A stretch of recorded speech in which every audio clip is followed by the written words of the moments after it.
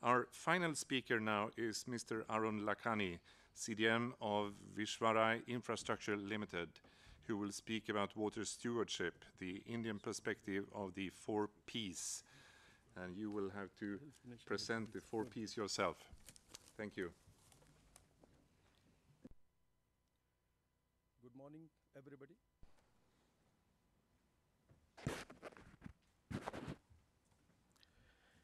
In today's session of policy framework and incentives for improved water stewardship, I will be speaking from the Indian context, more connected to the ground realities.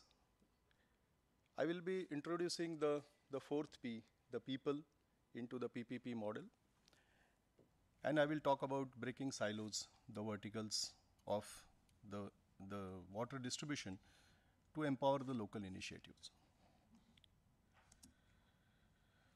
I have a question. Do you think that the common man, the Aam Aadmi, the consumer of water, in whichever way, he can be a domestic consumer, he can be an industrial consumer or an agricultural user, is he aware of the need of water stewardship? If we say about industry, definitely yes. Industry is sensitive, aware about the water stewardship, need for the same, and is acting on it.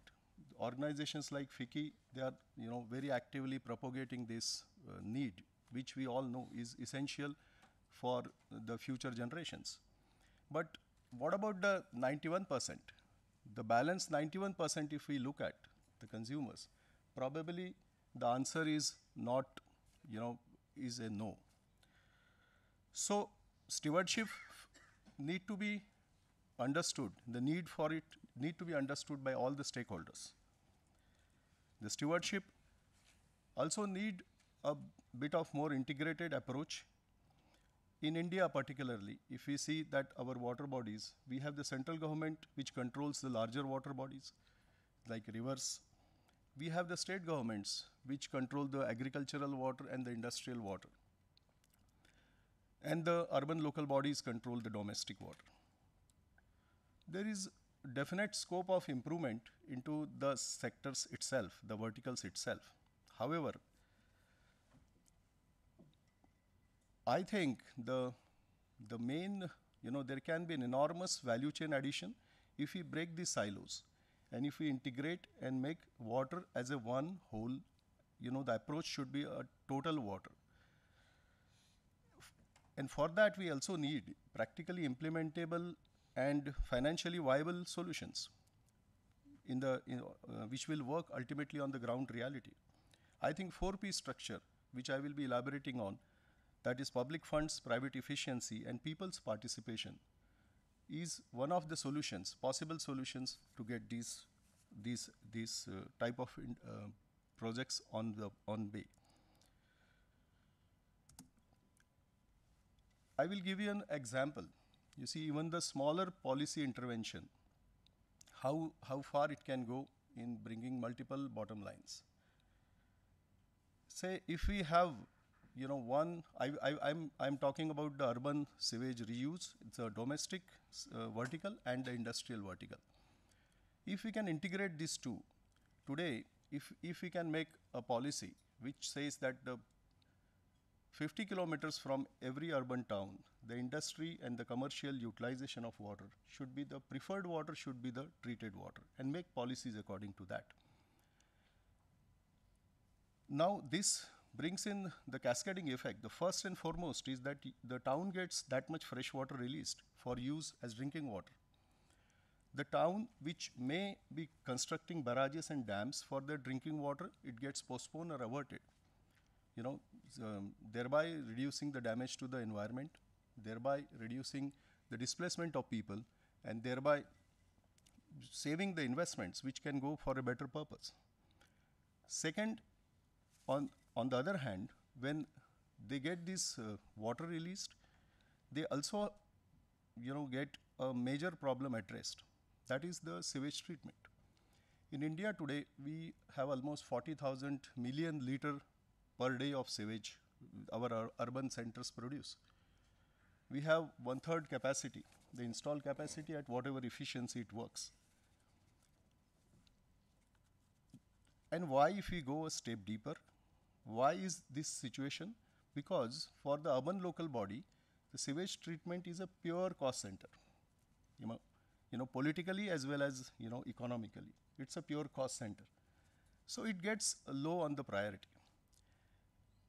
If we can do such policy intervention by which such a cost center becomes a profit center for that town, because then they share the revenue from the treated water sale.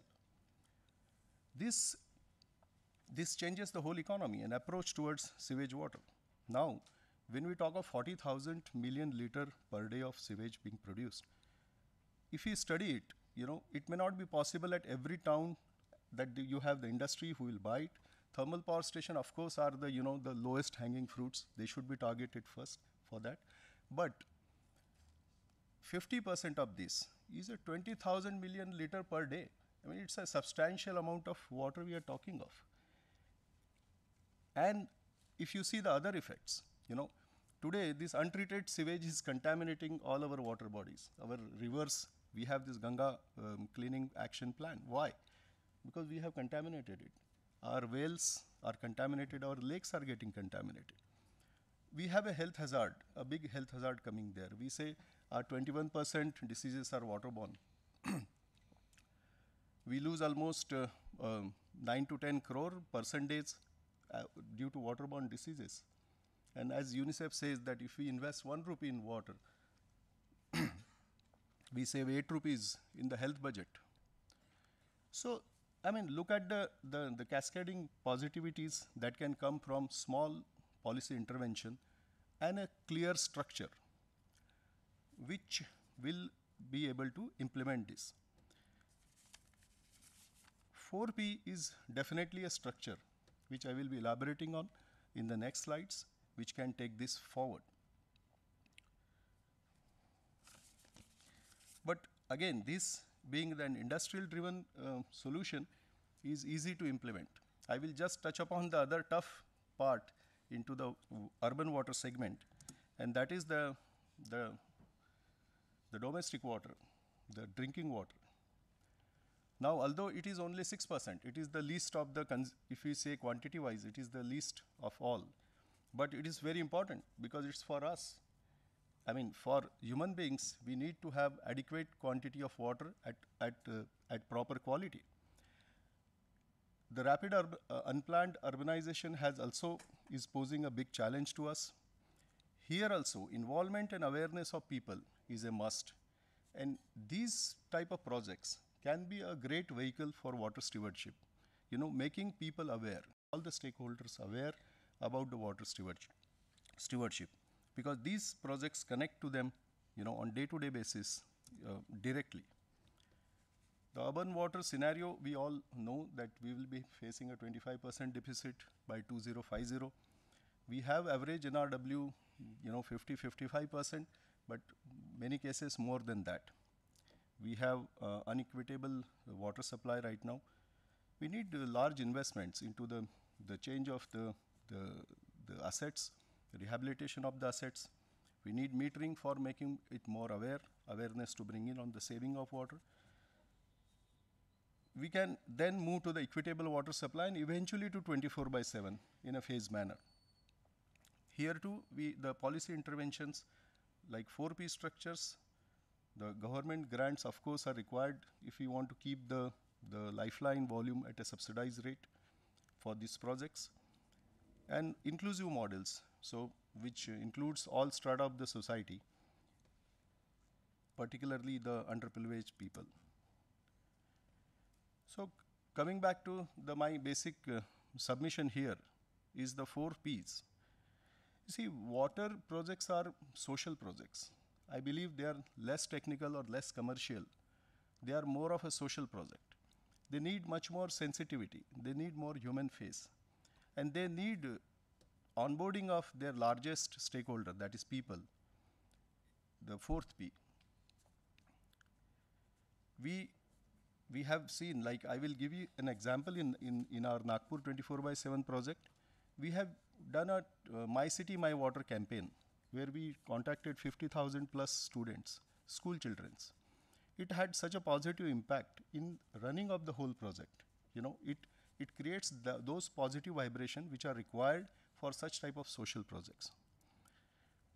The roles are like public, the government should do the policy making and capex support if for the lifeline water supply to the people. I mean, up to that level, the private investments and service level commitments, and people, like Arnab just now mentioned, the communication and monitoring. You see, if we involve peoples and people's representative into communication and monitoring, we bring in a great, a trust factor. Because if people are communicating to the larger masses, it becomes much more effective than the government or the private people. The trust deficit, which many times exists into the PPP sector, can be overcome only by communication. And communication involving people, onboarding them, is definitely, I think, is a measure which safeguards the project. In the earlier submission, when I said the reuse of the sewage water to industry, again, it is also doable on 100% private investments. We ourselves are doing it in Nagpur on a 200 MLD project, but and many more cities are following. So stewardship practice should be propagated to all the stakeholders and not only limited to the industry, and that will make us reach the goal of water conservation in the future. Thank you.